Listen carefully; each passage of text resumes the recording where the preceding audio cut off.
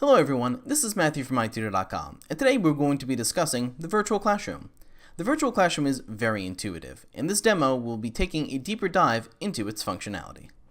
In order to access most of the functions that the virtual classroom has to offer, you'll need to check on the V next to New. Once you click that, you'll be able to select what kind of whiteboard you wish to create. Let's start off with YouTube. In order to stream a YouTube video directly onto the virtual classroom, you'll need to copy and paste the URL, then click on the check. Once you do that, the video will be streamed to everyone in the classroom. If you were to fast forward in the YouTube video, everyone in the classroom would also see it moving forward. The next function we're going to talk about is the whiteboard. Clicking on the V again, and you select Whiteboard, it'll create a new screen. And this whiteboard is very customizable. So let's start with the tools. The furthest tool in the top left corner of the screen is the Colors tool. This allows you to change the colors of the objects, pens that you put down in the whiteboard. Directly beneath that, we have the Pen tool. So this allows you to select what type of pen you wish to use on the virtual classroom. The highlighter will actually go over objects, so you'll need to worry about covering them up. Beneath that, we have our shapes. So from here, you're able to select from many different kinds of shapes, including electrical shapes. You can put down whole maps, and most importantly, you could also put down emojis. Directly beneath that, we have the Formation tool. So this tool allows you to manipulate objects that are on the virtual classroom. We'll get to that in just one second. Beneath that is the Hand tool. So the Hand tool allows you to grab the screen and drag it around, so you can move to a different plane of the whiteboard. Directly beneath that, we have the Eraser tool. So the Eraser tool doesn't actually delete objects, it just covers it up. It acts more like a paper correction. Beneath that, we have the Delete Shape tool. The Delete Shape tool is what actually deletes objects on the virtual classroom. All you'll need to do is click once, and the object will be deleted. Beneath that, we have the Text Box tool. So this will allow you to type directly onto the whiteboard. In addition, it has mathematical shapes for you to put in there as well. Beneath that, we have the Image tool. So the Image tool allows you to upload pictures directly to the virtual classroom. Using the Formation tool, we're able to expand the image to its appropriate size and move it wherever we want. Beneath the Image tool, we have the Undo and Redo buttons, which will undo the most recent action you have taken and redo the most recent action you have taken as well. The next function we're going to talk about is Content. So Content will allow you to upload documents directly to the virtual classroom. Click on Choose File, then double-click the file that you want to upload, and it will be uploaded directly to the screen. Next to Preview, there's a button that says Share.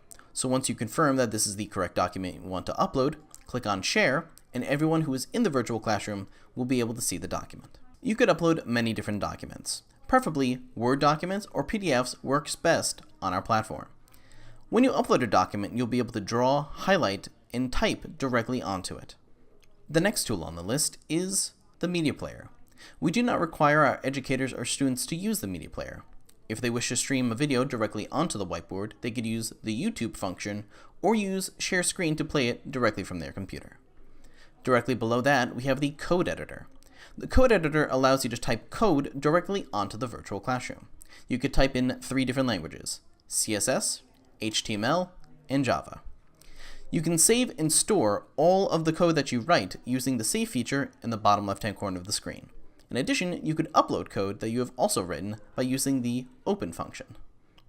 On the left side of the screen, we have the Chat feature.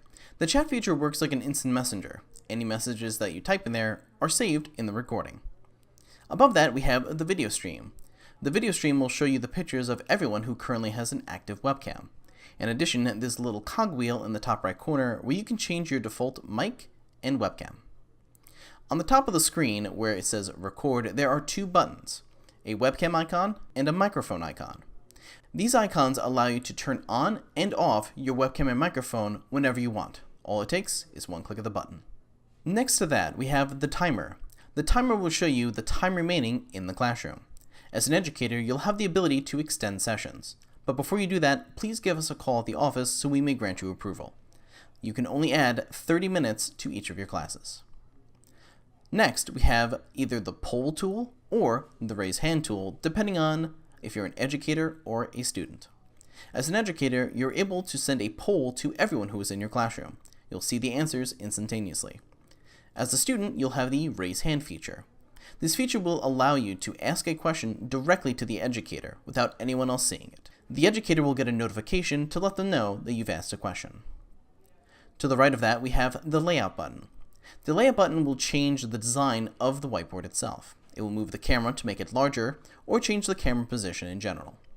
Once you click the button enough times, you will actually return to what we're looking at right now. Next, we have the Screen Share tool. The Screen Share tool will allow students and educators to share their screen to everyone who is in the classroom. The Share Screen tool will prompt you, once you click it, to download a web extension. Once you download and install the web extension, all you'll need to do is reset your web browser and relaunch the classroom, and you can share your screen. Once you have that ability, you'll be able to choose whether or not you want to share your entire desktop or just a specific window. Screen Share has many uses and functions besides the obvious of sharing your screen. For example, if you have a student taking a formative or summative assessment, you can ask them to share their entire desktop. That way you can observe them only completing the task at hand. Screen Share also allows our educators to implement third-party interactive websites, such as Lincoln Learning or Kahoots, to really enhance their lessons at hand. Please keep in mind that all of our classes are recorded audio and visually, which means that everything you have on your desktop when you screen share will also be saved in the recording. So please be sure that your desktop and web browser are clean, appropriate, and professional. Next, we have the People button. The People button will show you everyone who is currently present in the classroom. As an educator, you'll also have the ability to activate and deactivate the student's equipment. To the right of that is Notifications. If a student has a question, if you're an educator, the question will appear there, and you'll be able to resolve it. Once you resolve it, the student will also get a notification to let them know that you answered their question.